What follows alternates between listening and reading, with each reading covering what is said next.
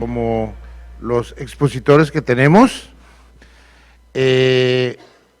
Una enorme disculpa por parte de nuestro expresidente José Mario de la Garza Marroquín, una situación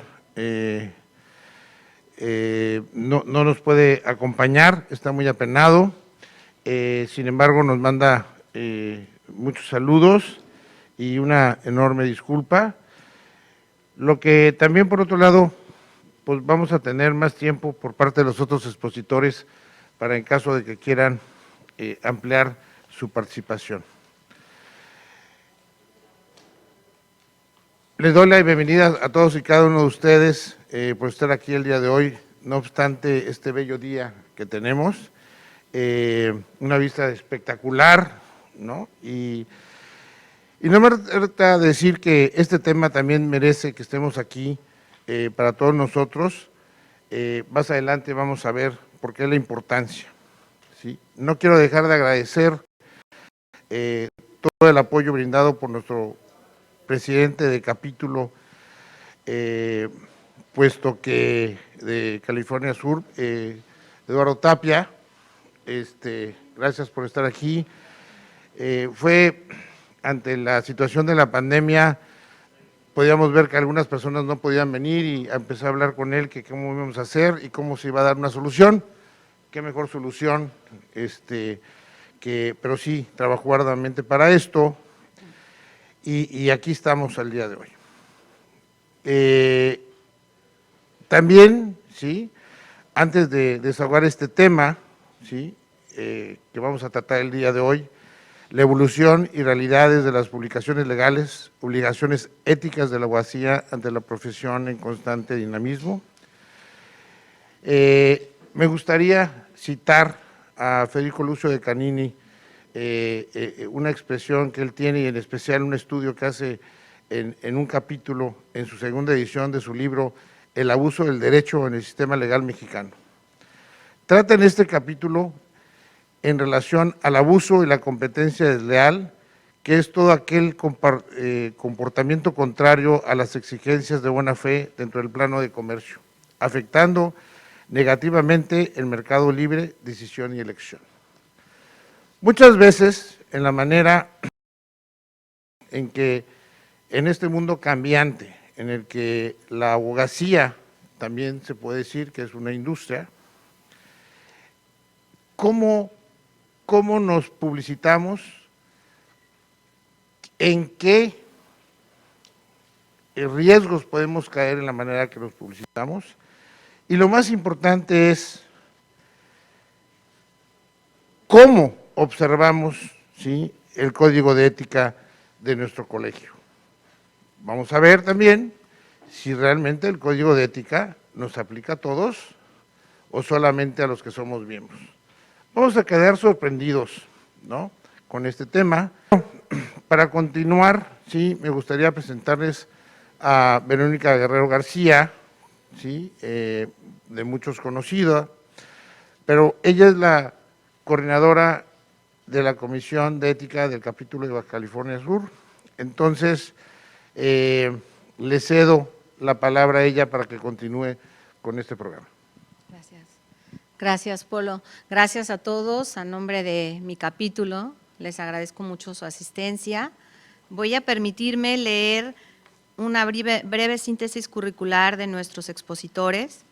En primer lugar, el licenciado Felipe Ibáñez Mariel, que nos acompaña vía Zoom, es egresado de la Escuela Libre de Derecho, realizó estudios de posgrado en la Universidad Panamericana en materias de Derecho Económico, Corporativo, Amparo y Derecho Penal.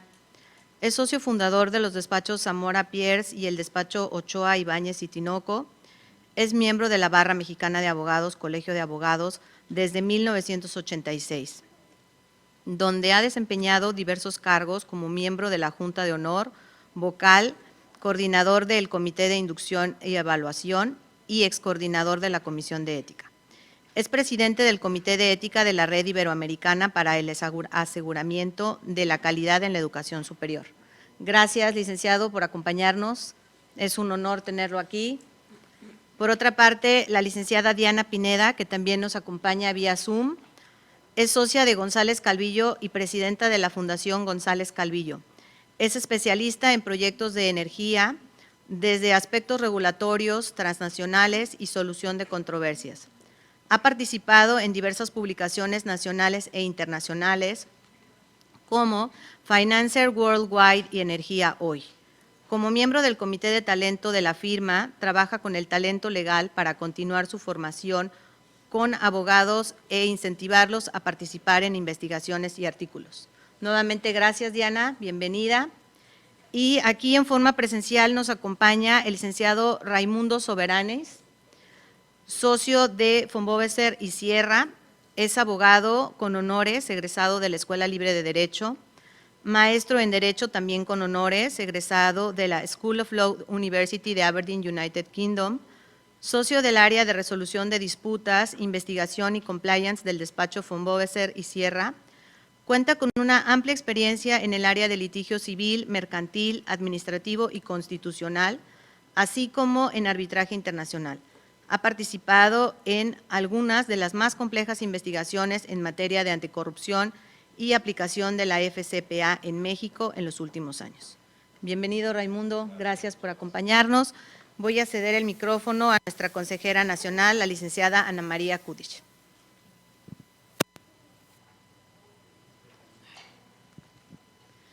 Gracias. Bueno, pues buenas tardes a todos. Para mí es un privilegio compartir este panel con tan distinguidos colegas barristas y amigos. Gracias, Felipe, gracias, Diana, y gracias, Raimundo, por estar aquí en este tema tan interesante. Se trataría de que cada uno de ustedes exponga un ratito el tema. Después voy a ceder la palabra a nuestra directora de la Fundación y posteriormente abrimos a debate lo que cada uno de ustedes tenga que decir en este tema tan interesante, donde, bueno, pues han surgido nuevos competidores de otras profesiones, las nuevas tecnologías han acelerado los procesos de gestión en los estudios de abogados, hay un número creciente de funciones entre ellos y el mercado jurídico ya es muy competitivo con nuevos retos. El abogado necesita cada vez más conocer y utilizar las técnicas de gestión empresarial y entre ellos pues el denominado marketing jurídico, ¿no? Los abogados ya necesitan conocer y utilizar estas técnicas de gestión empresarial y obviamente tienen que tener la posibilidad de darse a conocer, de diferenciarse positivamente de la competencia, de fortalecer su imagen y finalmente la finalidad básica del marketing jurídico pues es captar y conservar clientes, construir una marca del abogado y o del despacho de abogados y este despacho de abogados tiene personalidad y carácter, tiene que tener una marca consolidada y ya tiene que representar una garantía de calidad. Pero entonces pues entramos a las preguntas, ¿no? ¿Cuál es tu punto de vista sobre las publicaciones del marketing legal? ¿Consideras que estas son éticas, sí o no y por qué? ¿Cuáles son los pros y contras? Y por supuesto, en el caso específico de Felipe, ¿qué dice nuestro código de ética? Así es de que, Felipe Ibáñez, te doy la palabra y te escuchamos con mucha atención. Gracias por estar aquí.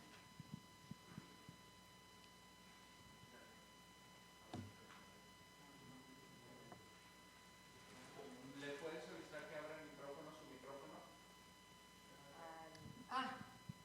Felipe, ¿puedes abrir tu micrófono? Porque lo tienes cerrado. No te estamos escuchando. Ya lo volví a cerrar. A ver, es que ya lo volviste a cerrar. Vuélvelo a abrir. Abre tu micrófono, Felipe. A ver. Súbele un poquito a tu volumen, es que no te oímos. Felipe, no te estamos escuchando.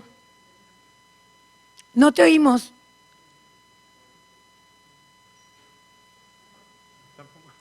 No te oímos.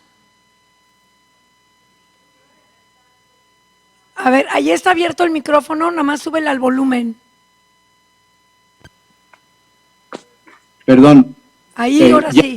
¿Ya me escuchan? Ahora sí, perfecto. Gracias. Bueno, lo que quiero agradecer la invitación que me hicieron a participar en este foro y para mí es un honor. Sin más preámbulos, los antecedentes de la publicidad que puede hacerse un abogado en el Código de Ética y en nuestro colegio, pues están en el Código de 1948, que fue el primer Código de Ética de nuestro colegio y que, como todos ustedes saben, ha sido un referente tanto para la doctrina como para otros colegios de abogados y tanto para la doctrina nacional como internacional. Muchísimos autores han comentado y comentaron ese código, e incluso universidades como la Universidad de Ciudad Juárez publicó un código de ética del colegio, de nuestro colegio, comentado. Entonces diremos que el artículo 13 de nuestro Código de 48 decía que para la formación decorosa de clientela el abogado debe cimentar su reputación de capacidad profesional y honradez y evitará escrupulosamente la solicitación directa o indirecta de la clientela. Sin embargo, será permitido la publicación o reparto de tarjetas meramente enunciativas del nombre y domicilio y especialidad. Toda la publicidad provocada directa o indirectamente por el abogado con fines de lucro en elogio de su propia persona, situación, menoscaba la tradicional dignidad de la profesión. Entonces, vamos a ver más adelante que ser abogado es sinónimo de dignidad, ¿sí? La norma interpretativa del Código de Ética que se publicó en 2004, ¿qué decía respecto a este artículo 13? Decía, el abogado o el estudio profesional podrá hacer publicaciones en revistas especializadas, directorios profesionales u otros medios profesionales, incluyendo su página web, en la red de internet, en los que podrá indicar la especialidad, antecedentes sucintos de su vida profesional, académica u otros ámbitos relevantes, en un marco de sobriedad y compostura propios de un servidor y colaborador de la Administración de Justicia. Todo ello en forma compatible con la dignidad y decoro profesional, respetando la verdad como elemento esencial y cuidando especialmente que ella no se constituya en una forma de solicitación directa o indirecta de clientela. Solo podrán publicar la lista de sus clientes cuando cuente con la autorización de ellos. O sea, la publicidad hasta antes del código que actualmente nos rige, que es el código que fue promulgado en el 2017, es decir, este código, el código anterior, el de 48, pues es un código en que, como dice la exposición de motivos de nuestro código actual, estaba enfocado al ejercicio de una profesión en que los abogados se dedicaban más que nada al litigio y que lo ejercitaban en forma individual. Aun cuando había despachos, no representaban esas colectividades y pocos abogados se asociaban con despachos extranjeros y tenían esa enormidad tanto en número como en especialidades. Yo recuerdo cuando nosotros yo cursé la carrera en 1973 a 1978 y realmente pues nuestras materias, la lista de materias era muy similar a la de muchas decenas de años anteriores. Hoy en día vemos una variedad de materias como pues es todo el derecho en el ámbito de las comunicaciones, en materia ambiental, en fin, que se ha vuelto un ejercicio muy sofisticado, muy complicado, muy competido y muy nutrido en cuanto a los factores que intervienen en el ejercicio de nuestra profesión. Y lo mismo en la autoría de libros, de obras de estudio y de resoluciones en comento.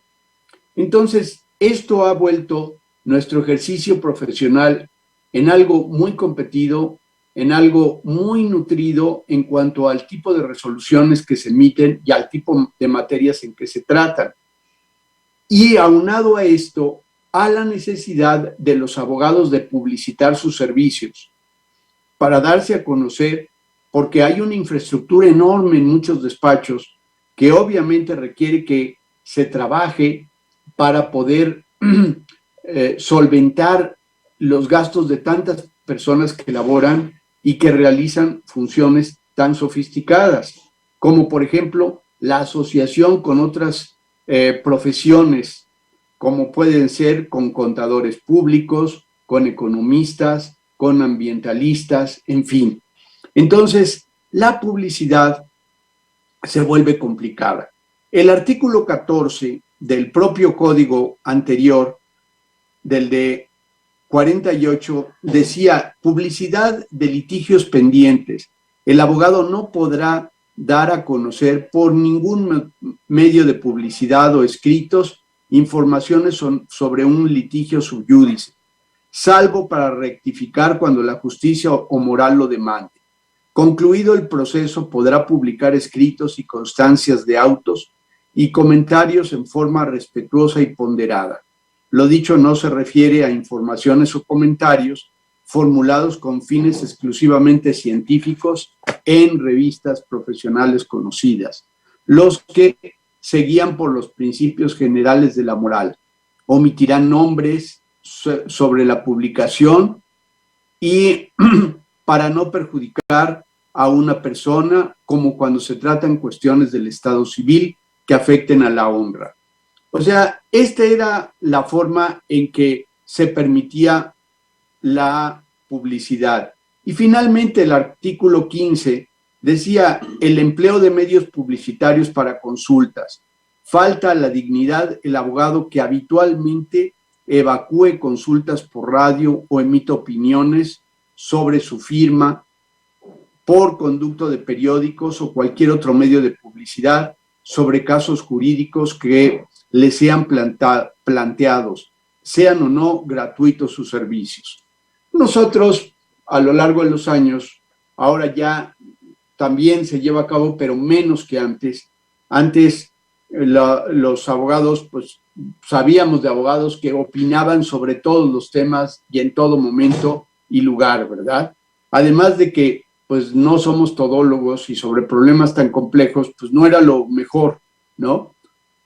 Y sobre todo cuando esta publicidad se llevaba a cabo, estas intervenciones pues tenían como propósito el que la gente acudiera a consultar a esos abogados posteriormente. E incluso pues lo vemos en muchos lugares, todavía en nuestra ciudad, ahí en Doctor Vertis hay un rótulo enorme: no te dejes engañar, consulta jurídica gratuita, ¿verdad? Y obviamente pues son ganchos para que la gente acuda y son contrarios a la ética. Y también el artículo 16 prohibía la incitación directa o indirecta a litigar por ser contraria a la dignidad profesional de un abogado, que espontáneamente ofrezca sus servicios o de opinión sobre determinado asunto con el propósito de provocar un juicio u obtener un cliente, salvo cuando los lazos de parentesco o íntima amistad induzcan a obrar así.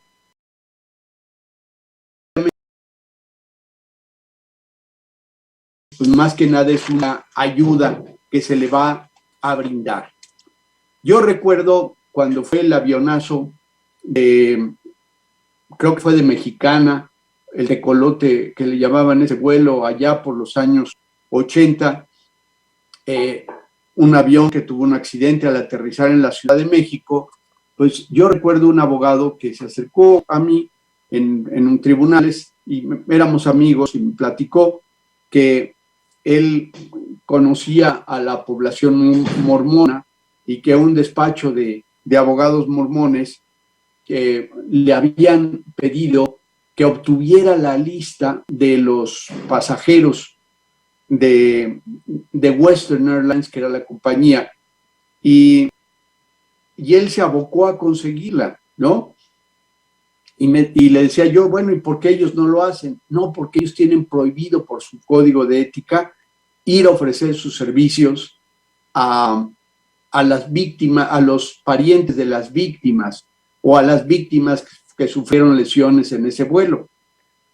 En ese momento, yo francamente no había ingresado a la barra mexicana Colegios de Abogados, no conocía el código de ética, pero si fuera hoy que me dijera eso, le diría, oye, pues eso está también prohibido por nuestro código de ética del colegio, porque pues, estaba en vigor en ese momento, en los 80s, ¿no? Con la publicidad, ya ahora en las normas que nos rigen del código de ética de la barra, publicado en el 2017. Este código, como nos dice su exposición de motivos, tiene como propósito conformar las pautas de actuación que, al ser aceptadas, contribuyan a orientar la actuación, incluso ante posibles dilemas, en lo que ninguna de ellas sea claramente preferible a la otra. O sea, son pautas las que nos señala nuestro código de ética de cómo debemos actuar. Nosotros, en la barra, al hacernos portadores de la Roseta, contraemos ese compromiso de hacer nuestros estos principios del código de ética que rigen nuestra conducta. En la publicidad, nos dice un autor, Beni Catalá, citado por Ángela Aparici en el libro intitulado Ética del Abogado Mexicano, nos dice, el ser abogado es dignidad. La dignidad y el honor de la abogacía no es un mero atributo formal o superficial, es una cualidad esencial de nuestra profesión, atendiendo a la imagen pública o identidad del abogado. Entonces tenemos que la conducta del abogado siempre se tiene que regir en base a la dignidad. Esa dignidad se exterioriza. Cuando se exterioriza esa dignidad, le llamamos decoro. Desde la manera de vestirnos, ¿no? Los abogados pues, tenemos que presentarnos con dignidad y con decoro a los tribunales. Hoy en día, pues ya no nos piden que no utilicemos la corbata, ¿verdad? Porque pues es fuente de infección con la enfermedad derivada del COVID, pero pues los abogados solemos vestirnos de traje, ¿verdad? Yo recuerdo hace unos años, mi hijo y yo estábamos viendo el fútbol y mi hijo me dijo, papá, ya sé de qué están vestidos los entrenadores. Y le digo, ¿y de qué se visten? Pues de abogados, papá, velos todos de traje y corbata, ¿verdad? Entonces, esa forma de vestirnos, pues es el decoro, que es la dignidad, cómo se materializa en nuestra apariencia. Y la publicidad del abogado no es reprobable en sí misma, es una cuestión de límites, de medida, tomando en cuenta la dignidad y el decoro de nuestra profesión. Entonces, es admisible la publicidad que refleja de manera digna la actividad ofertada. O sea, tiene que ser de manera digna. No estamos vendiendo un producto, ¿verdad? Sino que estamos ofreciendo un servicio, y un servicio en el que debemos recordar que nuestra función es ser servidores del derecho y coadyuvantes de la justicia. Entonces, no estamos vendiendo un producto para anunciarlo en avisos espectaculares en las calles, ¿verdad? Ni en anuncios en la radio, menos aún con un jingle, ¿no? O sea, nuestro servicio profesional es un servicio serio y sinónimo de abogacía es dignidad. El Código Deontológico de la Abogacía española, en su preámbulo establecía: debe dotarse de normas deontológicas a la publicidad personal. La publicidad habrá de respetar principios de dignidad, lealtad, veracidad y discreción, salvaguardando en todo caso el secreto profesional y la independencia del abogado.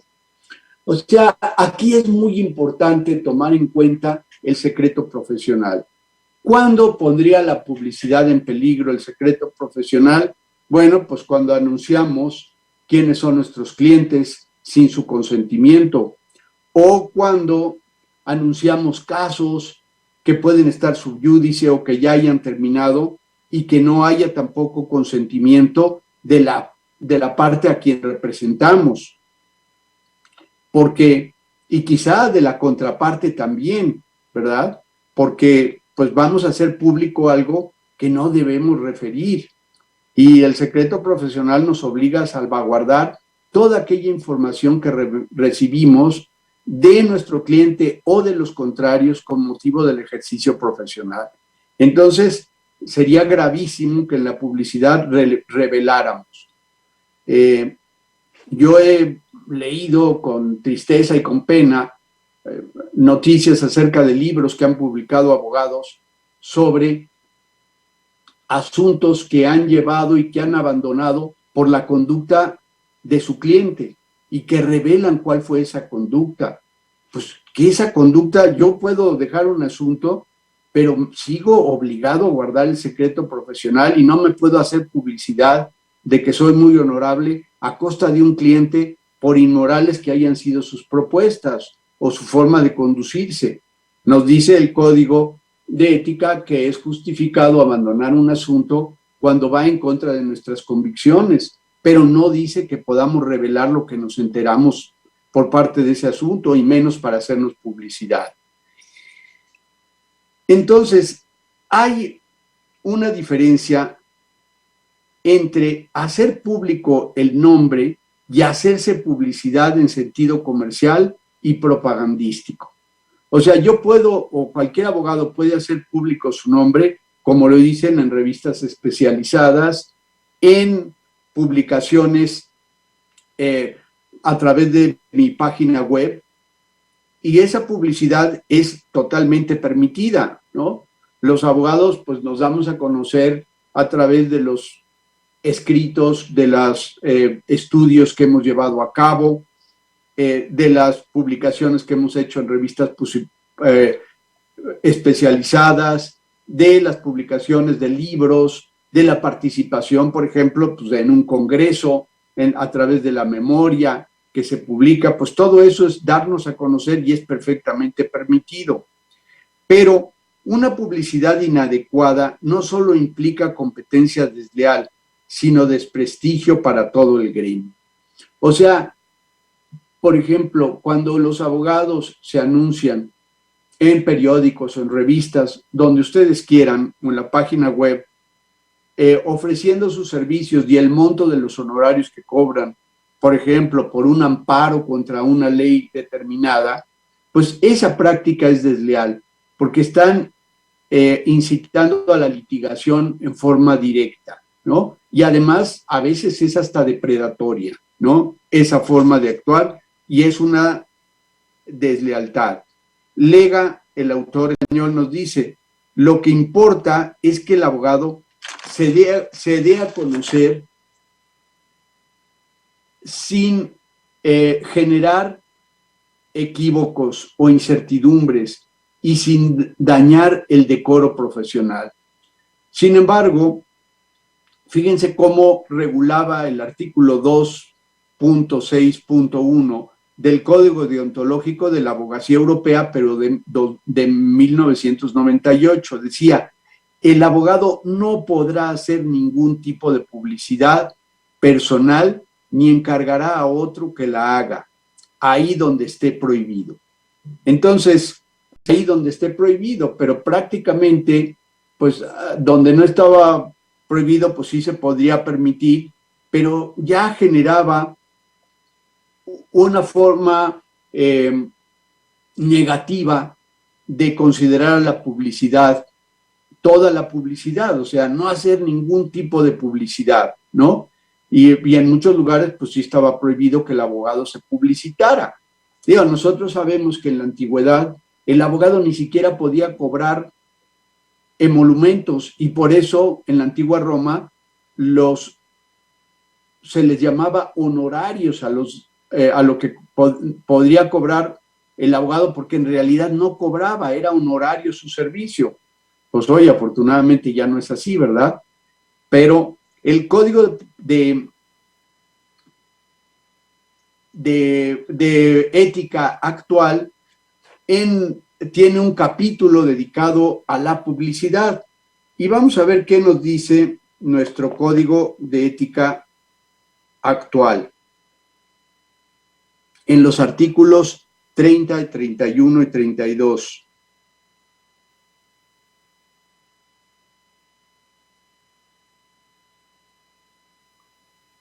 O sea, actualmente estos artículos son casuísticos. Nos dicen, al promover sus servicios, el abogado debe, o sea, es la forma en que debemos hacer la publicidad, abstenerse de hacer publicidad directa o indirectamente con el propósito de especulación o en elogio de sí mismo. En la fracción segunda o el apartado segundo, ser veraz, cualquiera que sea el medio de comunicación que emplee. 30.3, abstenerse de utilizar medios o contenidos contrarios a la dignidad de las personas, de la abogacía o de la justicia. En ocasiones, yo recuerdo en una ocasión en que había un conflicto entre dos grandes despachos de México. Obviamente esto fue público, pero no voy a decir los nombres de los despachos, que traían un litigio muy, muy controvertido, ¿verdad? Y muy fuerte.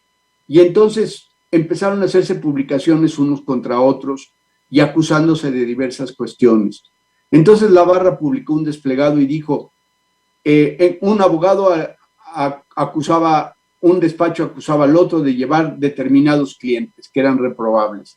Y entonces dijo, oigan, el código de ética establece que un principio de la libertad del abogado es contratar al cliente que él considere y no tiene por qué decirle a los demás por qué está defendiéndolo. Y está prohibido que identifiquemos al abogado con sus clientes, además de la presunción de inocencia, ¿no? Entonces, esa forma de atacarse, pues, no era propiamente publicidad, pero era incorrecto contra la dignidad de nuestra profesión la manera en que se estaban agrediendo esos despachos. El abogado, nos dice el 31, no debe revelar hechos o datos o situaciones afectos al secreto profesional. 2, comprometer su independencia. Es decir, ¿cómo compromete un abogado su independencia?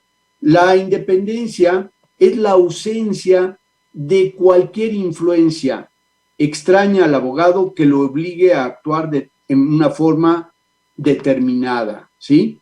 Entonces, el abogado tiene la libertad, que es esa facultad de tomar o no tomar un asunto y de llevarlo conforme a su leal entender. Y la independencia es que el abogado no sea víctima de cualquier influencia que no le permita actuar libremente. Es decir, llevar la defensa o llevar no solo la defensa. Recordemos que el abogado pues no solo es defensor o litigante, sino llevar a cabo sus consultas, sus opiniones jurídicas, sus estudios, sus planeaciones, sin someterse a nadie. O sea, el único límite son sus conocimientos. Es el único límite que el abogado debe tener.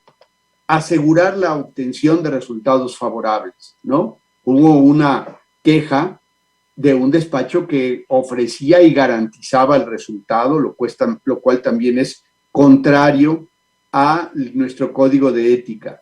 Otro, establecer comparaciones con otros abogados. Yo me acuerdo un desplegado que decía, en el despacho tal te cobran tanto, en este despacho se cobra tanto. O sea, prácticas prohibidas y depredatorias. Formular afirmaciones infundadas, ¿sí? Por ejemplo, un despacho que dice, nunca hemos perdido un juicio. Pues, a ver quién me dice cuál despacho nunca ha perdido un juicio, ¿no? Propiciar o promover prácticas desleales. Aquí vienen las depredatorias. Y dirigirse a personas afectadas por hechos acontecimientos que pueden ser susceptibles de plantearse entre cualquier instancia con el propósito de asistirlos para una reclamación, salvo caso de acciones colectivas. Incitar al pleito de manera genérica o específica al pleito conflicto y ofrecer por medio de terceros la prestación de servicios profesionales respecto a asuntos específicos a quienes no hayan sido sus clientes o quienes no guarden una relación de parentesco o amistad. Es decir, la publicidad directa. Hacer referencia a las tarifas o formas de pago de los honorarios. Entonces, todo eso son prácticas prohibidas por nuestro código, que es muy casuístico.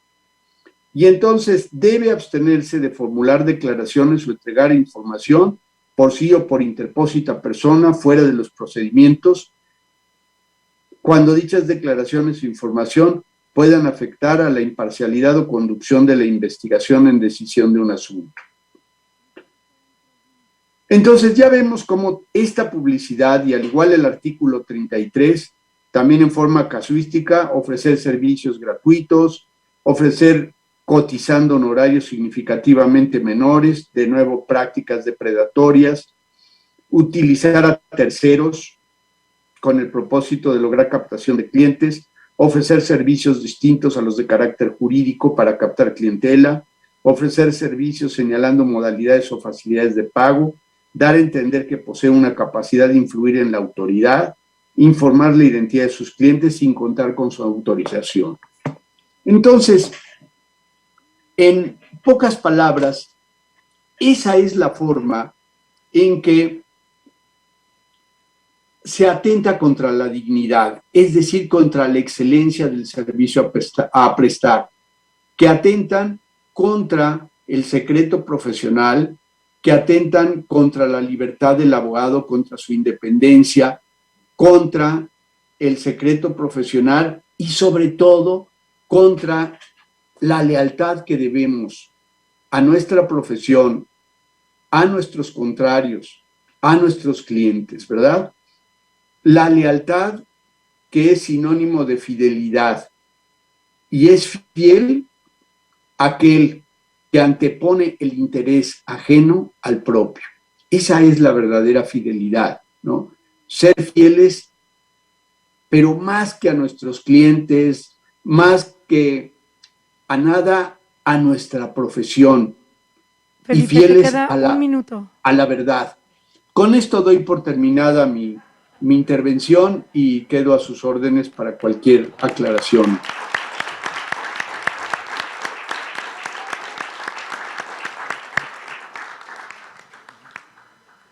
Felipe, pues muchísimas gracias.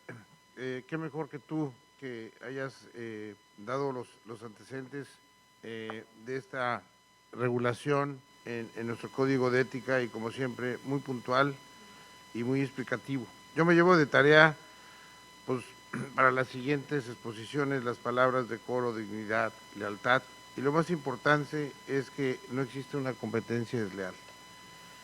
Y esto, como bien lo mencionaste, es importante que lo tengamos siempre en mente porque al final del día desprestigia al gremio y debemos proteger al gremio. Antes de seguir, quisiera yo anunciar, y estamos muy honrados de que nos acompañe nuestra presidenta, Claudia de Buenuna. Bienvenida y muchísimas gracias por estar aquí con nosotros. Muchísimas gracias. En segundo lugar, quisiera nada más un pequeño omití desde el principio a comentarles que hay una lista, ya se pasó, es importantísimo que se registren para efectos de acreditación para los temas de ética, para la certificación, etcétera, etcétera. Entonces es muy importante que aquella persona que no se haya registrado, aquí Verónica tiene las listas y por favor pídanlas, es importantísimo. Nuevamente, Presidenta, muchísimas gracias por acompañarnos y le cedo el micrófono a Ana María para que continuemos con el programa. Muchas gracias. Bueno, pues gracias, Felipe, por todo lo que nos has compartido. Y bueno, pues ahora le toca el turno a Diana Pineda Esteban.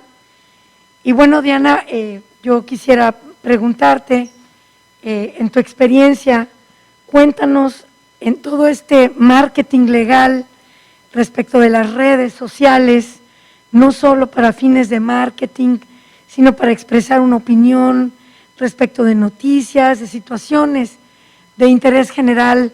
¿Cómo está este tema y cuál es tu punto de vista sobre estas publicidades que se hacen, si son éticas o no, y cuáles son los pros y los contras?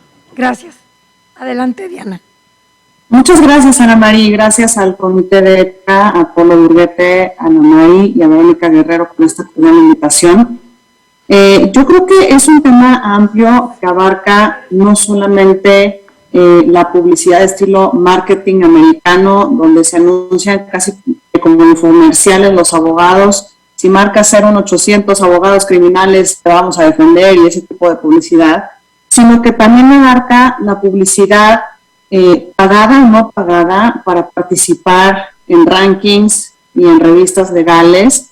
Y también, como comentabas en tu introducción a este tema, las redes sociales, ¿no? Las redes sociales que se han convertido en una herramienta indispensable, y especialmente en estas épocas de pandemia o transición a la pospandemia, donde hemos visto una creciente interrelación y comunicación de clientes con abogados, colegas, etcétera, a través de estos mecanismos.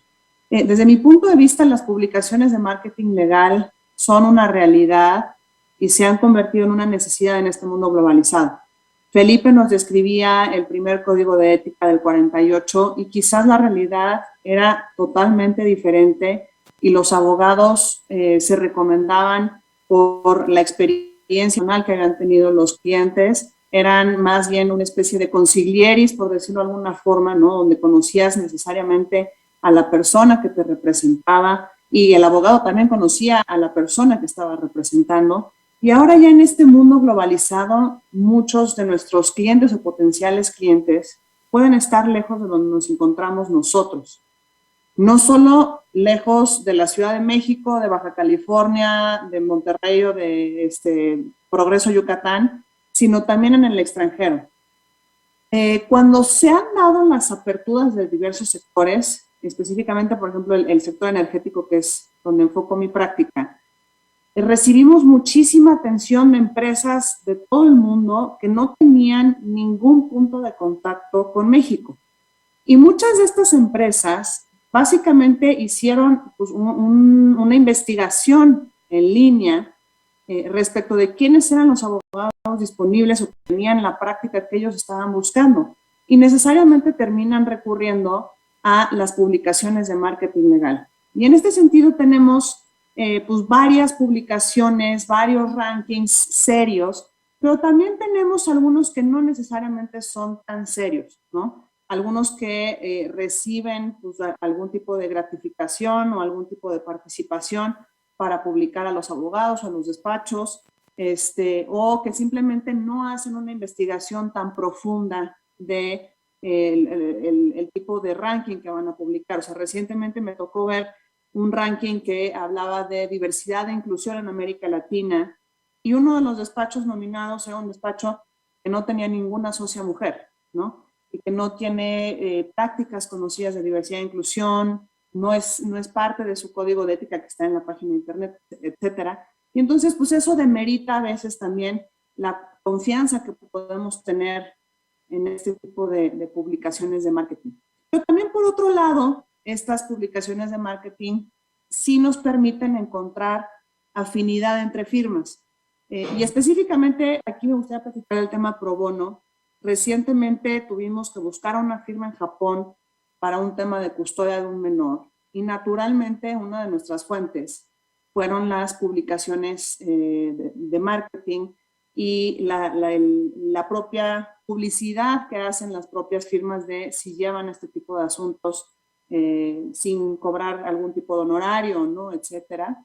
Entonces, yo creo que sí debe de anunciarse necesariamente el trabajo que hacemos en materia pro bono, pero también con la misma pauta ética que nos describía Felipe, ¿no? De proteger la identidad de las personas que estamos representando, de proteger necesariamente la naturaleza de los asuntos que no han concluido, y si vamos a hacer alguna publicación, contar necesariamente con la autorización de las partes interesadas, ¿no? Y también otra anécdota pro bono interesante que tuvimos recientemente, hace poco vi una publicación en LinkedIn, que es esta red social profesional, de un despacho de abogados que se anuncia como el despacho con más horas pro bono por abogado de todos Estados Unidos. Me pareció muy interesante, naturalmente pues lo puse en mi foco a ese despacho, y después me llegó la posibilidad de asesorar o de colaborar con el Vance Center de la Barra de Nueva York en un programa que tienen muy interesante para reunir a las familias que han sido separadas en la frontera porque o los padres o los hijos o ambos viajen sin documentos, ¿no? Es decir, no llevan visa. Y pues digo, esto ha sido un tema bastante catastrófico, donde tenemos a miles de menores separados de sus padres, muchos de ellos no saben ni dónde viven, ni cómo se llaman bien los papás, etcétera. Y lo que busca el Vance Center es reunir a estas familias, representar a los menores y darles la mejor asesoría que se pueda.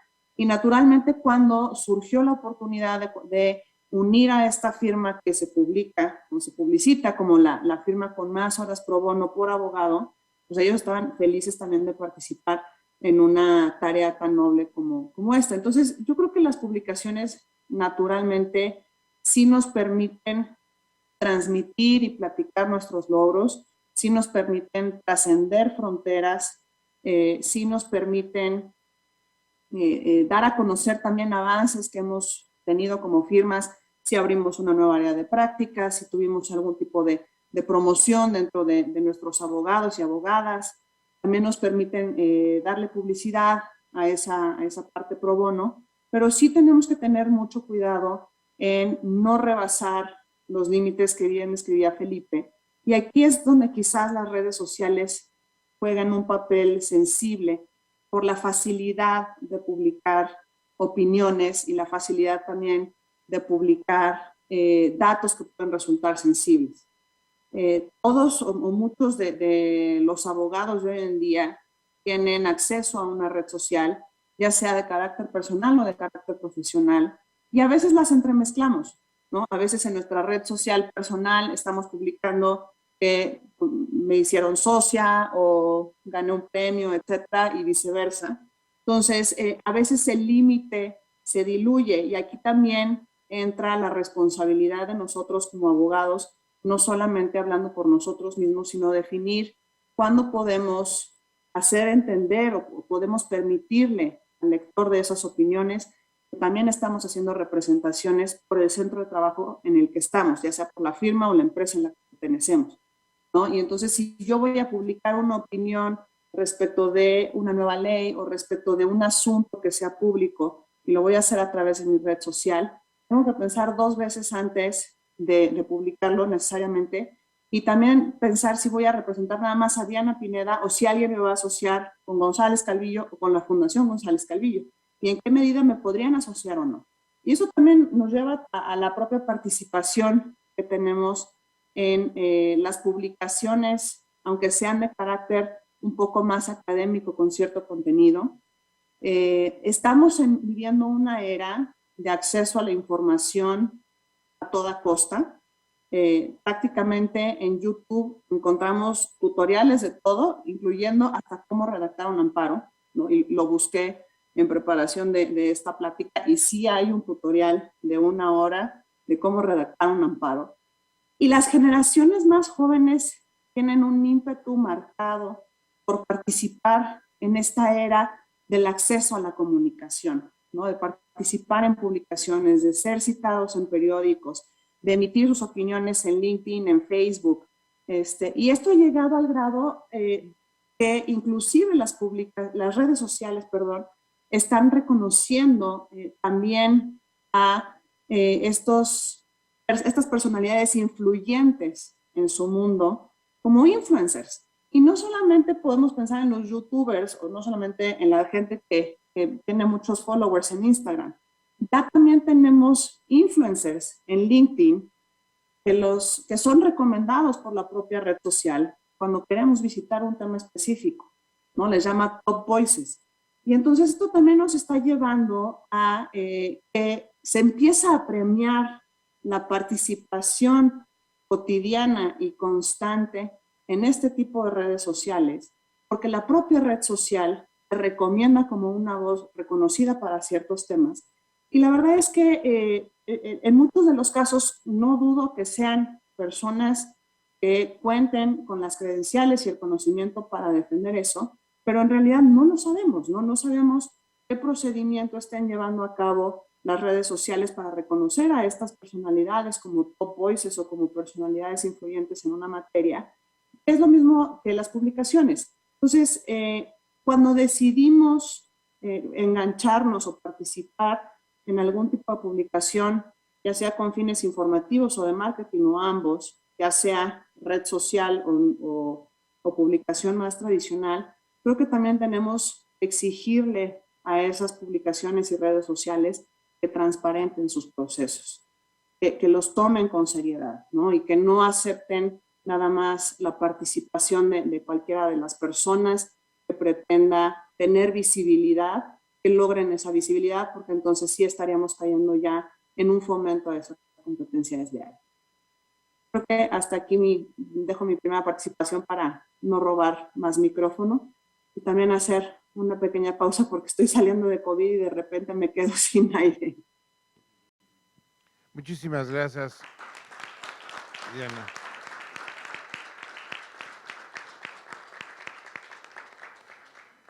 En especial agradezco que ahorita convaleciendo de la parte de... ¿Sí me escuchaste, Diana?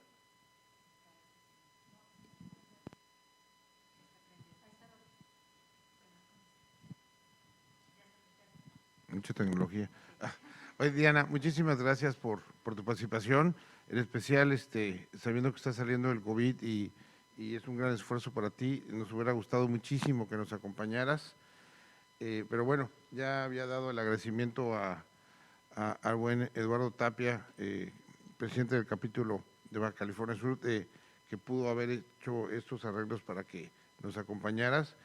Te pediríamos que si nos puedes acompañar para el resto de las ponencias, porque tenemos unas preguntas muy interesantes, que eres la persona adecuada para presentarnos. Entonces, le cedo el micrófono a Ana María para que continuemos con el programa.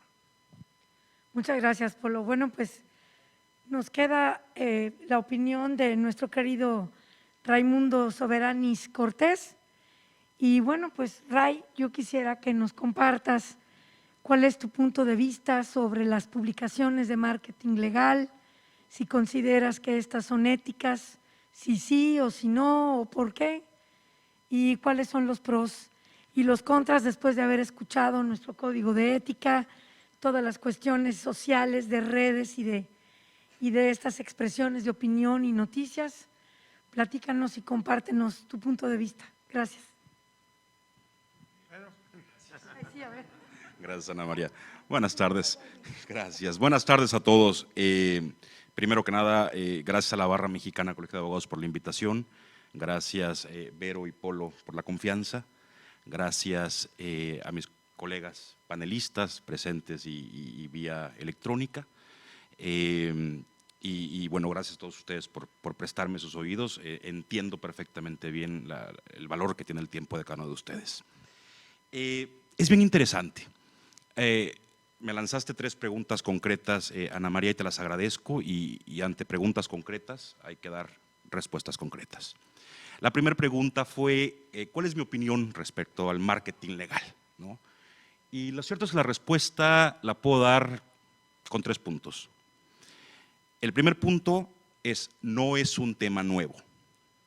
El segundo punto es una actividad que que se antoja necesaria. Y el tercer punto es jamás debe ser irrestricta. Y voy a ahondar en cada uno de estos puntos de manera breve, pero sí me gustaría sentar base académica e histórica de lo que estamos hablando, ¿no? Porque pareciera que te avientan la palabra ética y dices, es un tema de filósofos, ¿no? Y a mí no me interesa, ¿no? Es Disneylandia jurídica, como decimos en los despachos. Y no es cierto. Tiene mucho de jurídico, tiene mucho de legal y tiene mucho de marco normativo, ¿no? ¿Por qué digo que no es nuevo, ¿no? El tema del marketing legal. Si bien es cierto, no es una discusión completamente añeja, hay un antecedente preciso en el cual se formalizó a nivel mundial la expresión marketing legal. El antecedente es en Estados Unidos de América, fue en 1997, estamos hablando de 2 décadas aproximadamente, y es resultado de la jurisprudencia americana, ¿no? Con un caso específico. El caso es, cito, Bates and Austin versus State Bar of Arizona, ¿no? Y es un caso que creó jurisprudencia en la cual se estableció que el marketing legal estaba permitido siempre y cuando no se hiciera a través de publicidad engañosa. A partir de ese precedente de 1997, prácticamente la expresión marketing legal comenzó a estar en boca de todos a nivel mundial. España siguió la tendencia de manera prácticamente inmediata y en el año 2001 el Colegio de la Abogacía de Barcelona fue la primera institución oficial que impartió un curso, digamos los pioneros a nivel mundial, el primer curso sobre marketing legal. México, como ya lo señalaron mis antecesores en la palabra, pues no fue ciega a esta tendencia y también ha estado trabajando arduamente en el tema, tan es así que al día de hoy tenemos este código de ética profesional, ¿no?, que tenemos vigente y el cual, como también ya adelantaron, no prohíbe el marketing legal en México, pero sí lo encierra, y esto es bien importante, sí lo encierra en la eticidad. El segundo punto que les comentaba es, aparte de que no es algo nuevo y ya tenemos un poquito de más antecedente, ya sabemos que esto ha sido discutido en cortes importantes, ¿no? No es meramente filosofía, es que es una actividad que se antoja necesaria. ¿Por qué digo que se antoja necesaria? Esto es muy sencillo, obviamente tomando en cuenta el contexto dinámico, creciente, competitivo a nivel nacional e internacional. Existe. Y prueba de que existe el marketing legal es que lo estamos discutiendo en este momento.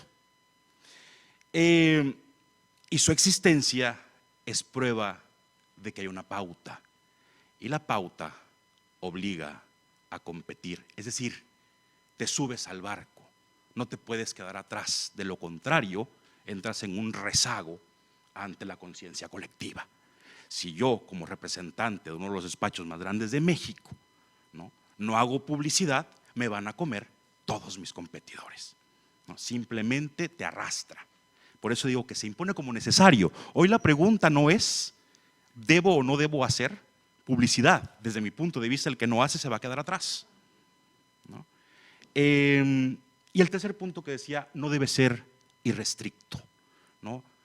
La base y el tope del marketing legal siempre debe ser la ética y la dignidad que mencionaba Felipe del abogado. Y con esto, hablando de ética, vamos a pasar a la segunda pregunta que me hacías, Ana María, respecto a cuál sería el estándar, la guía para decir, ok, voy a publicar, voy a publicitarme. ¿Cuál es mi tope? Ética, sí, ¿no? ¿Qué es ética? ¿No? ¿Dónde encuentro el parámetro, la guía? La respuesta es a contrario sensu. Si la pregunta es, ¿cuándo una publicación de marketing legal es no ética? Es cuando es ética. Y tratando de aterrizar a la ética, y no voy a entrar ahí sí en definiciones de moral, no, pero bueno, entendámoslo de esta forma. La ética como tal tiene un montón de ramitas, ¿no?, dentro de las cuales se encuentra la veracidad. Y desde mi punto de vista, el primer test que debe pasar cualquier publicación de marketing legal es la veracidad. Si no es cierto, ya no discutamos si agrede o no agrede, si daña o no daña. Si no es cierto, va para atrás. Es el primer filtro que debe pasar en el marketing legal. Y les decía que esto no era meramente Disneylandia jurídica y que no era meramente filosofía. Nuestra Constitución Federal establece la restricción a que no se dañe la moral con el marketing legal. Artículo 6 de nuestra Constitución, primer párrafo, y leo: la manifestación de las ideas, lo que pasa es que nos lo ponen con otras palabras, no dice marketing legal ni publicidad, pero dice la manifestación de las ideas, que desde mi punto de vista es el género que crea la especie concreta del marketing legal, porque el marketing legal es, al final de cuentas, manifestación de ideas. La manifestación de las ideas, texto constitucional, no es más que una especie, perdón, me distraje, la manifestación de las ideas no será objeto de inquisición judicial o administrativa, salvo que ataque a la moral. Está en la Carta Magna. Y bajando un poquito en la pirámide kelseniana, si lo quieren así, vámonos al artículo 42 de la ley reglamentaria del artículo 5º constitucional relativo al ejercicio de las profesiones, ¿no? Este artículo dice expresamente, el 42, que el profesionista que publicite su actividad deberá ceñirse a los estándares éticos del colegio y código que le aplique o al que pertenezca. Y esto es sumamente interesante porque caemos en esta área que nos explicaban Felipe y Diana de la existencia de este código de la Barra Mexicana de Abogados, el cual sí efectivamente tiene varios artículos que tratan de moldear, limitar el tema de la actividad de marketing legal y que, si me lo permiten, tratando de hacer un resumen de sus principales principios y salir de aquí con una idea un poquito más concreta y no tan abstracta y no con tanta información, el código lo que te dice es no mentir, gracias, no romper el secreto profesional, no comprometer independencia, no ser indigno y no dañar, sobre todo vulnerabilidades. Y cierro mi participación con la última pregunta que me hiciste, Ana María, respecto a los pros y contras. La lista podría ser infinita, pero me gustaría resaltar los que desde mi punto de vista son los más relevantes. ¿Cuáles son los pros del marketing legal? En primer lugar, crea competencia, y la competencia es terreno fértil para la mejora y para la innovación. En segundo lugar, pues el que se lleva se aguanta. Si vas a salir a dar la cara y decir yo soy esto, yo hago aquello, pues tienes que estar listo para el escrutinio público, ¿no? Y lo más importante cuando te sales a dar la cara y llega el escrutinio público es que hasta cierto punto te moraliza, es decir, te sabes exigido socialmente a actuar con rectitud. Entonces esa exposición, por supuesto que es favorable. Y por último, dota de opciones al consumidor, al cliente. ¿Por qué? Porque entonces va a tener este ejercicio de comparación y descarte. Contras, y lo vemos mucho en los despachos como en el que yo represento, hay un tema ahí con la lana, perdón por decirlo así, ¿no? Porque entonces quien más lana tenga, mejor publicidad puede pagar y más insistente y que de más calidad, y entonces ahí podría crearse una desigualdad al momento de entrar al mercado a hacer marketing legal. Y el otro pues contra que yo veo, y lo derivo del propio código de ética de la barra, es el yoísmo, ¿no? El yo, el autoelogio, ¿no? El yo hago, yo deshago, ¿no? Y expresamente nuestro código dice que está prohibido hacer el autoelogio, ¿no? Andar diciendo que qué tan fregones somos, ¿no? Y finalmente, digo, y sujeto a que me vuelvan a dar la palabra y volver a intervenir si es necesario y prudente, quiero cerrar, y nada más para abrir también discusión, con arrancarle unas palabras de la boca a Potter Stewart, quien decía: la ética es saber diferenciar entre lo que tienes derecho a hacer y lo que es correcto hacer. Muchísimas gracias.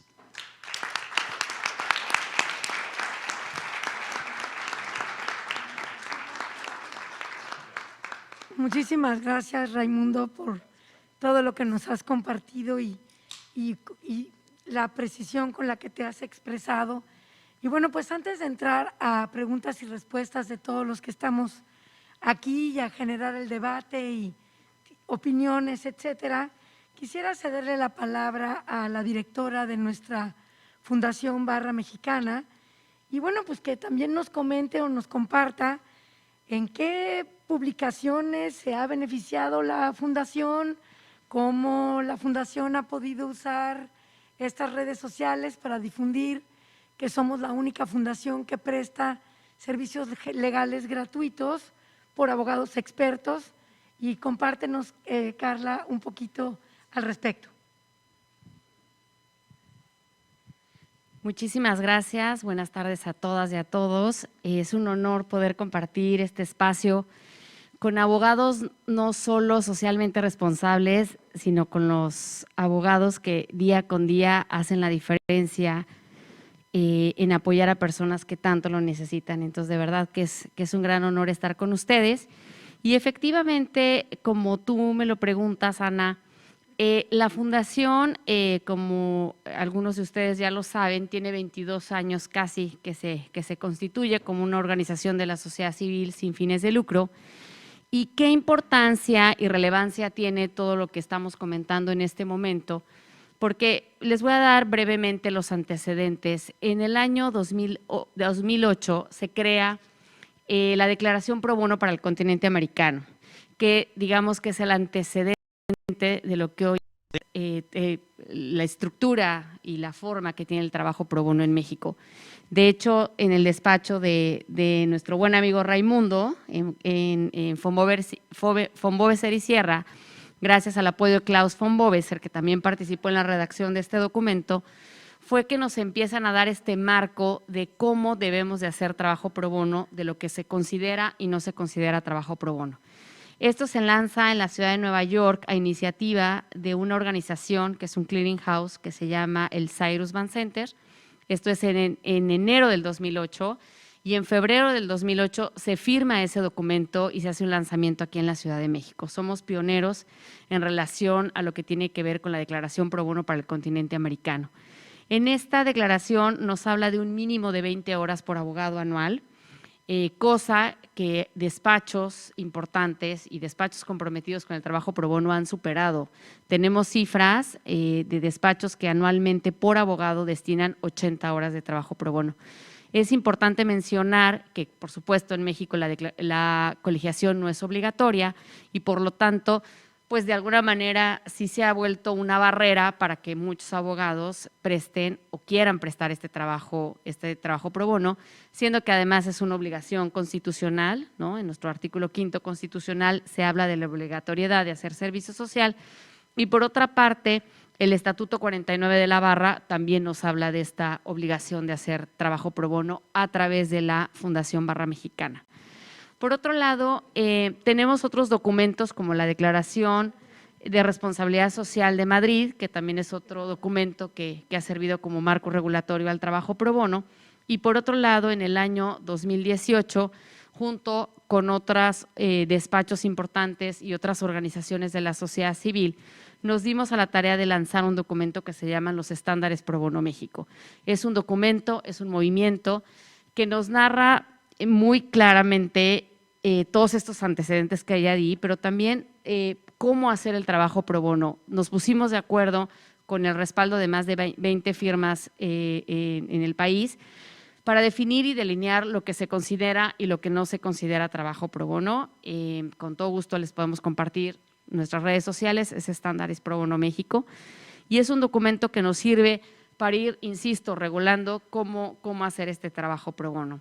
Es la segunda ocasión el año pasado que el periódico Reforma sacó una edición especial específicamente hablando del trabajo pro bono, específicamente hablando de la experiencia de las firmas y de los abogados, de qué ha transformado no nada más a nivel de impacto social el hacer esta práctica, sino también cómo los abogados han experimentado esta oportunidad. De pronto se habla que el trabajo pro bono pues es costoso, que algunas firmas no tienen la infraestructura para poderlo hacer, pero yo les diría que el hacer trabajo pro bono es una inversión social, es una obligación que tenemos por el privilegio de que somos abogados y que tuvimos la posibilidad de estudiar derecho cuando quisimos, en donde quisimos, de especializarnos en donde quisimos también, y que allá afuera hay una realidad apabullante que nos reclama todos los días. Entonces, desde esta área de privilegio, es una invitación a que todos seamos socialmente responsables. Nosotros además tuvimos oportunidad el año pasado de hacer una medición, bueno, una pequeña línea base para ubicar cómo está el pro bono en México, y se habla principalmente que falta difusión de lo que es el trabajo pro bono, y pues esa es nuestra intención, que ustedes puedan conocer lo que es el trabajo pro bono y cómo hacerlo. Y por otro lado, que los despachos no tienen todos un coordinador pro bono o una infraestructura que les permite hacerlos. Yo los invitaría a que lo puedan hacer a través de la fundación. Si ustedes ya están haciendo, pueden reportar el trabajo pro bono a la fundación. Nosotros rendimos a la Dirección General de Profesiones todos los años el trabajo pro bono que están haciendo, pero también, y hablando en el tema de las publicaciones, la revista Latin Lawyer desde el año 2011 está publicando de manera anual todo lo que se está haciendo en Latinoamérica en relación al trabajo pro bono. Entonces, se los digo con mucho orgullo, la Fundación lleva más de 7 años que ha sido invitada para ser jurado y determinar si en realidad esos despachos que están reportando ese trabajo pro bono realmente lo están haciendo, y sobre todo un tema de calidad. Recuerden que el hacer trabajo pro bono no es el domingo que Netflix ya está aburrido o cuando no tengo nada mejor que hacer, sino tiene que ser hecho con la misma calidad y con el mismo compromiso que se hace con un cliente, con la única diferencia pues que este cliente no te paga en económico. Creo que muchos de los que están aquí, si al rato quieren intervenir y decirnos su experiencia, el hacer trabajo pro bono es algo que te cambia la vida. Sin duda le cambias la vida a las personas, pero a ti te la cambia, porque finalmente te das cuenta que con pequeñas acciones le cambias la vida a una persona, con pequeñas acciones la toma de decisiones de las personas es informada. Acuérdense que información es poder. Entonces, pues es una invitación a que todos seamos socialmente responsables, a que todos tomemos este compromiso como algo nuestro, a no olvidar que esta fundación es su fundación y que finalmente es cuestión de decir, quiero hacer trabajo pro bono, acercarse a la fundación, y de verdad que en todas las áreas del derecho hay la posibilidad de poderlo hacer, y también de esta capacidad imaginativa de los abogados. De pronto hay abogados que nos dicen, es que yo no soy penalista, entonces no puedo ayudar. No, todos los abogados tienen cabida en el tema pro bono, y entonces pues es invitarlos a hacer. Insisto, nosotros participamos en Latin Lawyer, nosotros hemos participado en el periódico Reforma, y cada año pues va a salir una edición especial relacionada con el trabajo pro bono. Están los estándares Pro Bono México, que ustedes se pueden unir a este compromiso de hacer trabajo pro bono, y que bueno, también podamos reportar, insisto, a la Dirección General de Profesiones lo que ustedes están haciendo. Lo que no se ve no existe, entonces es un llamado de verdad a que lo hagan a través de la fundación, y que de verdad se unan a la fila de los cientos y cientos abogados que gracias a este trabajo pro bono le estamos cambiando la vida a tantas personas. Muchas gracias. Gracias a ti, Carla. Muchas gracias, Carla. Efectivamente, la Fundación Somos Todos, y es un privilegio hacer trabajo pro bono, no cobrar poquito, sino pro bono, es decir, nada. Y bueno, cedo la palabra a nuestra presidenta, la maestra Claudia de Buenuna, por si quiere hacer alguna pregunta o algún comentario, presidenta. Muchas gracias, Ana. Muchas gracias, Polo. Y muchas gracias a los ponentes. Ha sido una muy importante y muy interesante sesión, que de verdad me siento muy contenta de haber estado aquí. Y bueno, yo difiero un poco de lo que dijiste, perdóname. Primero quiero felicitarlo por la voz que tiene. Qué barbaridad, o sea, no necesita micrófono, señor, tiene una voz, qué bárbaro. Segundo, yo tengo un despacho, como le dicen, boutique, somos entre administrativos y abogados, alrededor de 35 personas. No hemos querido crecer mucho por lo complicado que puede ser esto, en el sentido de que fue siempre, digamos, hecho el despacho para ser un despacho mediano, tirándole, bueno, mediano, éramos de los grandecitos y nos hemos convertido en de los boutiques chiquitos, ¿no? Porque han entrado a este país despachos internacionales y han crecido mucho los despachos nacionales, sobre todo en temas internacionales de arbitraje, etcétera. Creo que von Boveser, conozco perfecto a Klaus hace 1000 años, es uno de los despachos más grandes, más importantes, sobre todo en materia de arbitraje. No hay quien le compita y creo que han hecho un trabajo extraordinario. Yo me siento muy contenta de que así sea, porque a Klaus lo conozco hace muchos años y conozco a varios de los abogados. Diego Sierra es uno de nuestros consejeros y de verdad confío plenamente en el trabajo que han realizado. Sin embargo, a mí me preocupa una cosa. Empiezan las publicaciones en estos periódicos que al final son un negocio, porque no lo hacen altruistamente. Y entonces, ¿quién los lee? Pues los propios abogados. A veces, algunas las empresas, pero la gran mayoría de las veces es como una especie de las vanidades de todos nosotros, donde yo digo, ah, caray, Óscar salió en una paginota y yo salí a la mitad, tiene una lana, ¿no? Me pagó el doble. O, de verdad, están diciendo que es el mejor en tal área y pues para mí el mejor es Jorge Ojeda. No me parece a mí que sea, pero pues pagó una inserción muy grande. Y entonces empezamos nosotros a competir contra nosotros mismos, pero el que sale ganando es el editor, es el editorial. Y entonces a todos nos llegan todo el tiempo, yo se los puedo asegurar, no una, muchas veces te dicen, usted fue elegido como el mejor despacho boutique de México en materia laboral, en materia familiar, en lo que sea, da igual, fiscal, etcétera, y lo invitamos a que tenga una inserción, para lo cual tiene que pagar 250,000 pesos. Y dice, ay, güey, pues no me la gané, ¿verdad? Más bien tú te vas a ganar una lana si yo acepto. Y resulta que claro que muchos caen, pero ¿quiénes son los que pueden pagar estas inserciones? Pues solamente aquellos despachos grandes, poderosos, que tienen una buena cantidad de dinero, y no aquellos despachos que siendo muy buenos, y no hablo nada más de Bufete de Buen, que sí lo es, sí lo somos, pero hablo de muchos otros más, que siendo muy buenos, somos pequeños y tenemos un control de los gastos muy específico. Entonces, nosotros nunca hemos dejado de aparecer, pero nunca hemos pagado. Nosotros aparecemos como platino en laboral y ahora por primera vez aparezco yo como platino en, no sé qué me pusieron, pero da igual, se referían al área que yo manejo, que es civil, administrativo, civil, mercantil y familiar. Creo que me pusieron… No, ni siquiera en litigio, me pusieron administrativo, no sé, les digo, me da igual. ¿Qué quiere decir? Que ni siquiera tienen la información correcta. Entonces, a mí eso me preocupa porque estamos entrando en una vorágine de la que después ya no podemos salir, porque ya no puedes dejar de pagar, porque ya no puedes dejar de aparecer.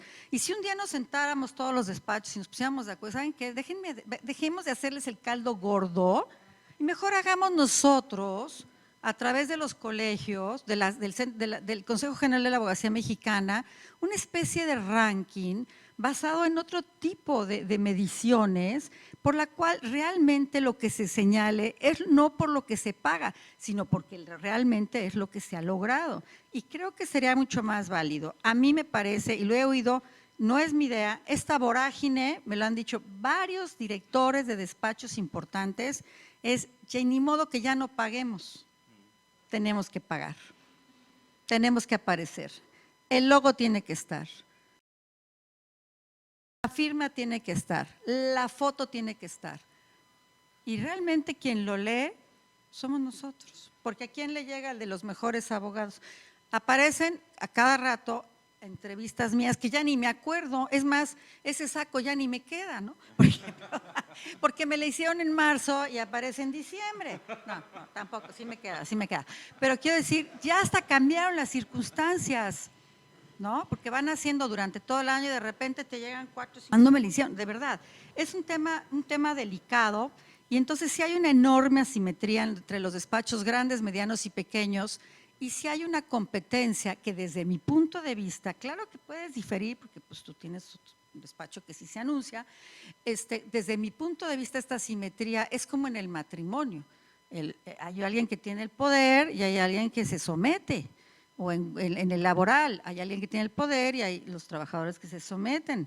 Entonces, pues no se puede hablar de lo mismo y no se puede realmente ser no puede ser un ranking verdaderamente leal a lo que es la realidad, porque hay quien lo puede pagar y hay quien no lo puede pagar. Ese es mi punto de vista. Lo segundo que quiero decir es, Carla dijo, lo que no se ve no existe, y yo digo, no es cierto.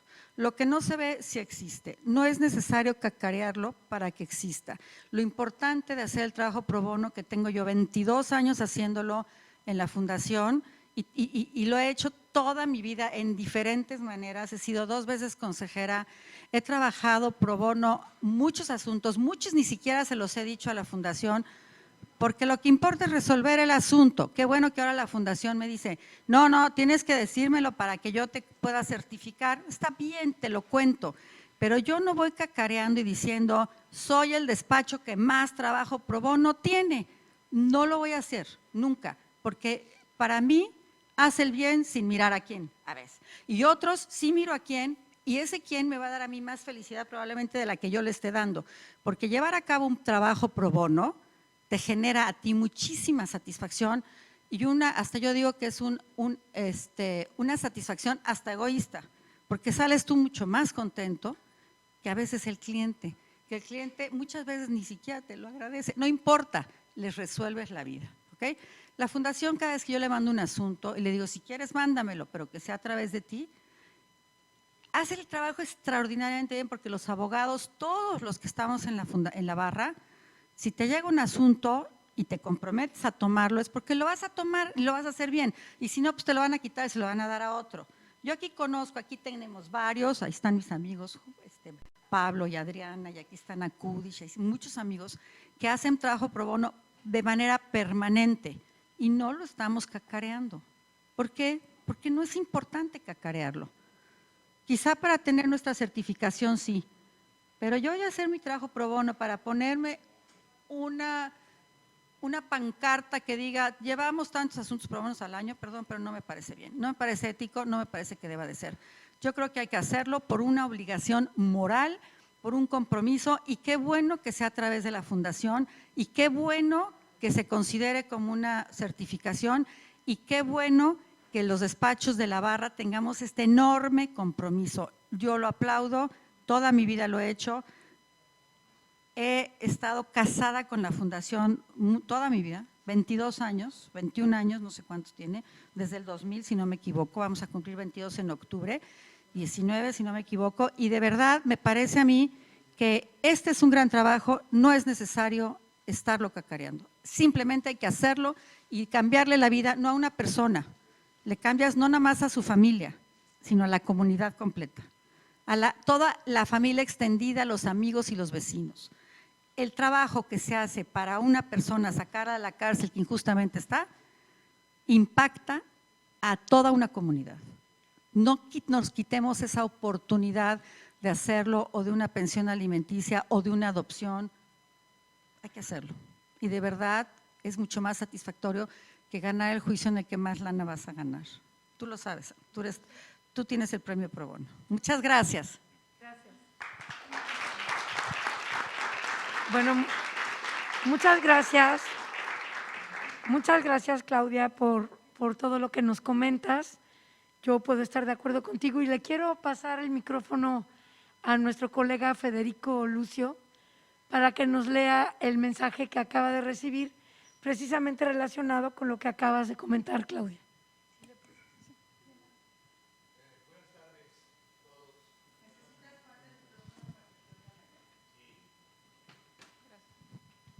Buenas tardes. Sí, como dice Ana y como está enterado también Polo, que lo platicamos, hace unos días recibí de líderes mexicanos un chat que dice: buenas tardes, Lucio, soy Maribel Orozco de la revista Líderes Mexicanos. Además de saludarlo con mucho gusto, escribo para invitarlos a participar en la 7ª edición especial de abogados que se publicará en marzo-abril 2022, así como en el suplemento de abogados que saldrá en la edición de julio, donde además perfilamos a los 300 líderes más influyentes de México. Le mando la información sobre las opciones comerciales disponibles, las cuales podemos platicar para concretar el plan que más convenga a sus intereses. Quedo a sus órdenes. Perdón. Federico, buenas tardes. Antes que todo, gracias a usted por considerar esta oportunidad. Yo no le contesté, sino que ella me volvió a escribir. Si me lo permite, yo les recomendaría la contratación de una doble página en la edición de marzo-abril, especial de abogados, y una doble página en el suplemento de julio. El costo regular sería 240,000 pesos masiva, pero en paquete el total sería de 215,000 pesos masiva. El beneficio que les ofrece para motivarlos es una página adicional sin costo para que la utilicen en una de las 2 ediciones que más le parezca más conveniente. ¿Qué le parece? Bueno, esto lo acabo de recibir hace poco. Aquellos que quieran pagar los 215,000 pesos, me avisan y yo los recomiendo con Maribel Orozco. También bueno, yo soy patrono de la Fundación Barra Mexicana, participo de una manera diferente y estamos organizando una subasta muy interesante en la que se van a, estamos donando obras de arte para que sean subastadas ahora sí que entre nosotros o entre el público que esté interesado en adquirirlas. Yo ya me comprometí y ya están listas para ser entregadas unas obras y los motivo a ustedes para que puedan ayudar a la fundación para que pueda seguir creciendo en beneficio de todos los más necesitados y en beneficio de aquellos que no tienen. Ya saben que hay que mirar, hay que tratar de ayudar a quien sin importar quiénes son ni qué son, a los más necesitados, a los que tienen. Dios nos dio la oportunidad de tener, Dios nos dio la oportunidad de tener una carrera, de estar preparados, de escribir libros, de trabajar. Hay que darle esa oportunidad a otros. Entonces, que podemos, puedes tú un cuadro de los que, no de los que tienes en tu casa, pero a lo mejor que tengas guardado, de aquellos, y lo mandas a la barra para que sea subastado. Yo mandé 3. Bueno, pues no de esos, de otros. Es que tiene una colección de cuadros de desnudos muy bonita. Y entonces, pero puede mandar algún otro. Bueno, pues muchas gracias.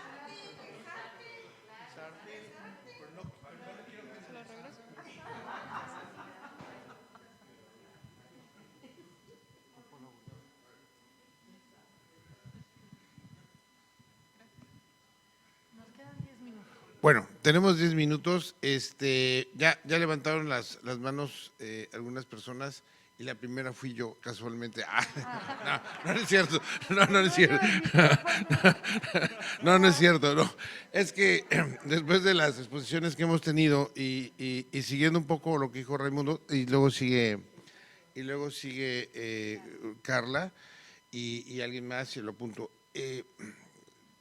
Indudablemente lo que mencionó Raimundo fue muy interesante y él empezaba con, no empezaba, sino dentro de tu desarrollo hablabas y coincidiste con muchas palabras claves que dijo Felipe, pero mencionabas también la parte era cuando había una desigualdad en un momento determinado en los tamaños de despachos.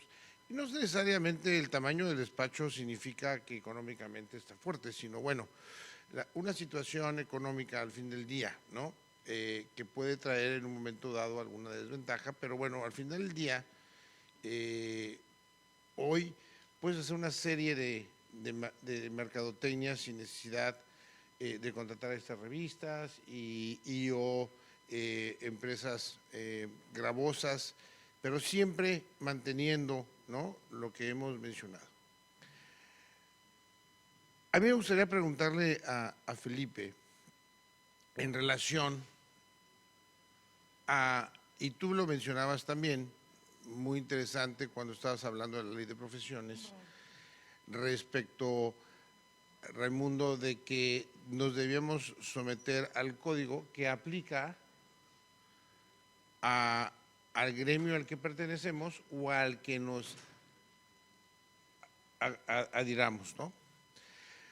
Pero existe a veces la inquietud de que el Código de Ética de la Barra no le aplica a todos los abogados. Entonces, yo quisiera preguntarle al maestro Felipe Ibáñez que nos comente en un momento determinado de faltar a este Código de Ética, cuáles serían las consecuencias, pero lo más importante es a quién aplica. Felipe, si eres tan amable, espero que haya sido un poco conciso en mi pregunta porque dije muchas cosas. Micrófono. Felipe, tu micrófono. Estás en mute, Felipe.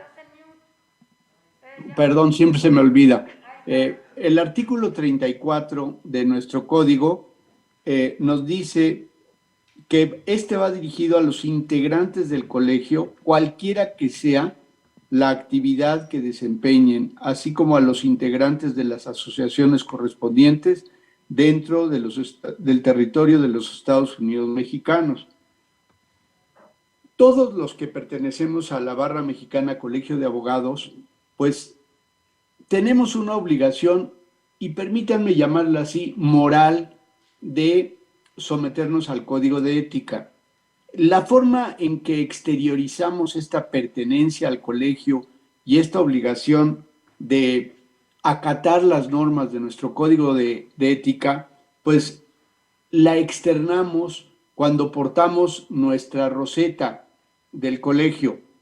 Es ese compromiso, el compromiso a todo lo que se ha mencionado hoy. En primer lugar, a asumir el Código de Ética, a la actualización permanente en el colegio, al servicio pro bono y obviamente, algo que es muy importante, al pago de nuestra cuota, ¿verdad?, de la barra, que es lo que permite a nuestro colegio actuar y desempeñarse para satisfacer algunas de sus necesidades, porque pues tenemos afortunadamente otros ingresos, pero la cuota de los socios pues es un signo de pertenencia y de compromiso con nuestro colegio. Entonces, el Código de Ética, en primer lugar, va dirigido a nosotros. En segundo lugar, a quienes no siendo integrantes del colegio de sus asociaciones, acepten someterse a los procedimientos seguidos ante el órgano competente, es decir, a la Junta de Honor. Pero es a quienes acepten. Si un abogado que no pertenece al colegio no acepta, pues ocurre lo mismo también que con un abogado que pertenece y que no se quiere someter a la Junta, al proceso ante la Junta de Honor. No se le puede obligar. Y de hecho ha habido casos en abogados que dicen yo no me someto aunque pertenezco, y algunos han renunciado a la barra. Aquí se trata de un compromiso moral, el de someternos en un momento dado. ¿Por qué? Porque en nuestro país todavía no existe, y no sabemos cuándo vaya a existir, la colegiación obligatoria como en otros países. Aun cuando hay sometimiento cuando haya sometimiento a la Junta de Honor y al procedimiento por violaciones al Código de Ética, aun cuando un abogado perteneciente o no al colegio se someta, pues las sanciones para quien pertenece son la suspensión, bueno, la amonestación, la suspensión durante un periodo determinado y la más grave sería la expulsión del colegio. Pero obviamente que no se daría el caso en que se nos pudiera privar del ejercicio profesional como puede ocurrir en España o en Estados Unidos o en otros países. Entonces, el código de ética implica una normatividad que nosotros aceptamos de buena fe y que hacemos nuestra como algo propio, ¿verdad? Como una pertenencia al colegio. Muchas gracias, Felipe, por tu respuesta. Y le damos la palabra a Diana para que nos comente algo como cierre final. Diana y luego Raimundo y… ¿o qué? Perdón, ¿quieres hacer una intervención? ¿Quieres hacer una pregunta? O una... No, no pasa nada. Sí, volviendo al comentario que hice hace un momento en relación a lo que no se ve, no existe, va en este sentido. Nosotros, dentro de los estatutos de la barra, en el estatuto 49, se habla de esta obligatoriedad de reportar este trabajo pro bono. ¿Y por qué? Porque al final del día, cada día el trabajo pro bono está tomando mucha relevancia en nuestro país. De hecho, el trabajo que hacemos las organizaciones de la sociedad civil representa el 3% del Producto Interno Bruto, lo que significa que cada día está tomando mayor relevancia. No es un misterio ni un secreto decir que en el actual gobierno ha habido mucho ataque a las organizaciones de la sociedad civil y nosotros como organizaciones tenemos que defender los derechos que tenemos porque es la única manera de que nosotros podemos avanzar. Por otro lado, por un tema de fortalecimiento institucional, es necesario tener esas cifras. O sea, cada día la fundación está creciendo y al final del día, como decía Federico, nosotros tenemos un patronato y tenemos que reportarle a nuestro patronato lo que estamos haciendo. No hay forma de hacerlo si nosotros no le damos visibilidad a este trabajo. Yo creo que las razones por las cuales las personas deciden hacer trabajo pro bono pueden ser diversas, pero sí creo que es importante que nos ayuden a darle visibilidad a ese trabajo, porque es la única forma en la que verdad podremos avanzar y podremos decirle a la sociedad, nosotros estamos aportando este granito de arena. Nosotros como comunidad jurídica estamos impactando de esta manera. Y si no tenemos los números y si no tenemos esos reportes, de verdad que se vuelve invisible, o sea, se vuelve imposible de poderle dar visibilidad a este trabajo tan importante que ustedes hacen por las razones que decidan hacerlo. Por supuesto que las morales son más importantes, pero nunca hay que olvidar que tenemos un Estatuto 49 que nos rige. Muchas gracias.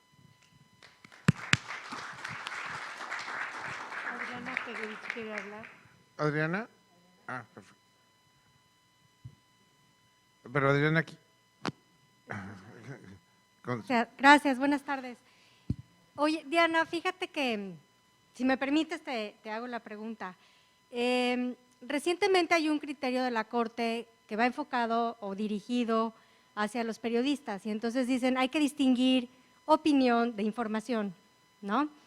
Yo creo que eso mismo puede suceder o aplicarse en el marketing legal, porque una cosa es que uno emita una opinión sobre un tema y otra cosa es que informe, como Carla decía, o sea, nosotros debemos informarle a la fundación en numeralia, no quizá en resultados, sino en numeralia para efectos estadísticos y efectos de hacer público un trabajo que se está haciendo desde nuestra área de práctica o praxis, sin importar, ¿verdad?, el éxito o no éxito, porque podemos patrocinar gente y no ganar, o sea, hay casos que imposible, ¿no? Entonces, creo que hay que distinguir también opinión de información. ¿Cuál es tu sentir? Naturalmente, Adriana, creo que tiene mucho que ver con la frase final que nos citaba Raimundo, en el sentido de que precisamente la ética es la que nos permite actuar no solamente cubriendo todo el espacio dentro de lo que está permitido, sino de lo que es correcto. Necesariamente tenemos que tener cuidado cuando participemos en cualquier tipo de publicación, ya sea académica, periodística, redes sociales, simplemente de marketing, etcétera, de transmitir adecuadamente el mensaje y también de delimitar cuando es una opinión personal a cuando estamos representando a la abogada o al abogado o inclusive a la institución a la que pertenecemos. No es lo mismo que yo publique una opinión en mi página de Facebook, a que la publique en mi página de LinkedIn, a que la publique el despacho en la página del despacho. Y creo que en ese sentido también tenemos que aclarar cuando nuestras participaciones son a título personal o cuando sí estamos representando también ya sea al gremio, a la institución, etcétera. Y naturalmente también me parece que tenemos que trabajar con las generaciones más jóvenes en invitarlos a obtener esta sensibilidad respecto de los límites éticos de sus publicaciones y sus participaciones, porque ellos tienen mucho más fácil ese acceso a la comunicación y ellos van a seguir rodeados de estas redes sociales que van a ir mucho más rápido de lo que pueda llegar a ir la regulación de las mismas. Entonces, invitarlos también a ellos a generar esta sensibilidad. Muchas gracias, Diana. Bueno, me gustaría, Raimundo, que si puedes cerrar con algún comentario. Con tu voz cerramos. Muchas gracias, Ana. Nada, agradecer a todos la participación. Lo cierto es que yo considero que, de hecho, de lo que te escuché, querida presidenta, encontré más puntos de contacto que de antagonismo. Creo que estamos más alineados de lo que parece. Yo estoy de acuerdo con esta vorágine y esta competencia que se puede volver desde… De hecho, comenté el tema de las diferencias económicas y de cómo se puede nublar de manera injusta despachos chiquitos con muchísima calidad, ¿no? Y fue uno de los puntos en contra que resalté, ¿no? Pero quería cerrar nada más con esta reflexión de que al final del día todos venimos pues desde chiquitos, ¿no? Con nuestro propio acervo, nuestro propio saco, ¿no? de principios éticos y morales. Y sea la que sea la dirección que tomemos en el desarrollo de nuestra profesión, debemos siempre honrar todo aquello que traemos de origen. Muchas gracias.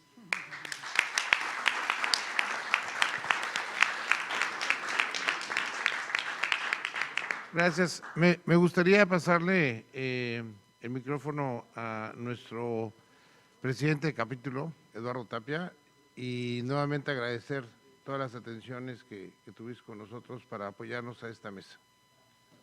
Gracias, Verónica, también. Gracias, Ana. Gracias por estar con nosotros. Gracias. Es que, ¿sí sirve?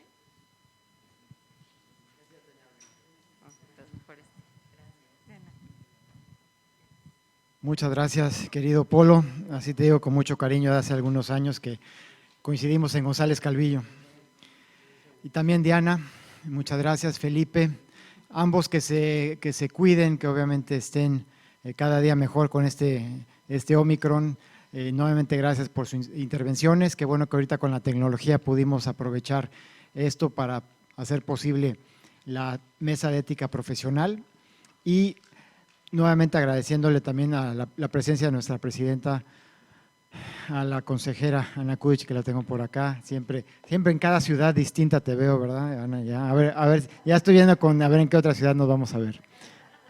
Carlita, muchas gracias. Nuevamente a todos ustedes, Adriana, como consejera también muchas gracias. Y aquí tenemos los reconocimientos. Esta es la carpeta, el objeto del deseo. Esta es mía, pero los reconocimientos son suyos. Entonces, para efectos de la foto, sí me gustaría, yo creo que para pasar, yo creo que de aquel lado, ¿no? Para checar los reconocimientos, entonces empezamos por acá.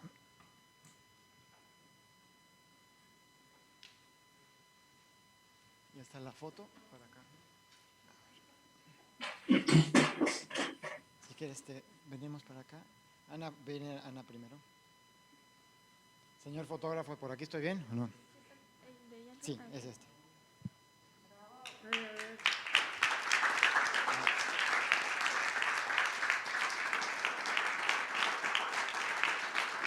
Creo que Felipe y yo no sabemos si tenemos que sonreír para la foto o no. Ahí está. Gracias. ¿Todavía no? Otra foto. Muy bien. Tenemos la siguiente. Ahí está para... Al contrario, Anita. Para Raimundo Sauranis, por favor. Esta sí fue como fueron saliendo.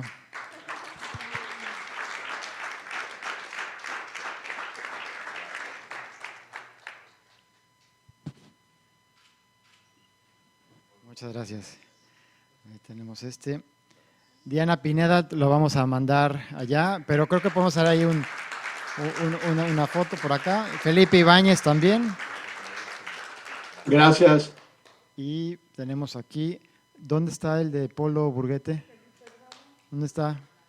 Y, bueno, no sé qué pasó. No, sí debe ser presencial.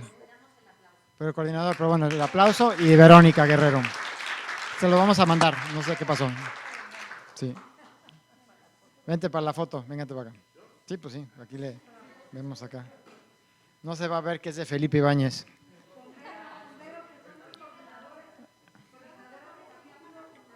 ¿Dónde? A ver acá. Pues acá estoy con el del fotógrafo que me dice, a ver, vente Claudia, por favor. Pues tú eres la presidenta. Porque el flaquito eres tú. No, ya vieron la caricatura que me hicieron, creo que no me ayudaron mucho. Me pusieron pelo y me agregaron como 10 kilos.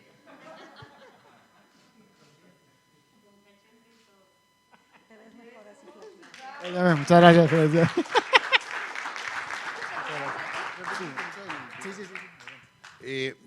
Perdón, con esta emoción de empezar, omití algo muy importante, el gran apoyo que Verónica nos dio. Bueno, estuvo trabajando a marchas forzadas y agradecemos muchísimo, fue un gran apoyo, sin ti no hubiera sido posible esto.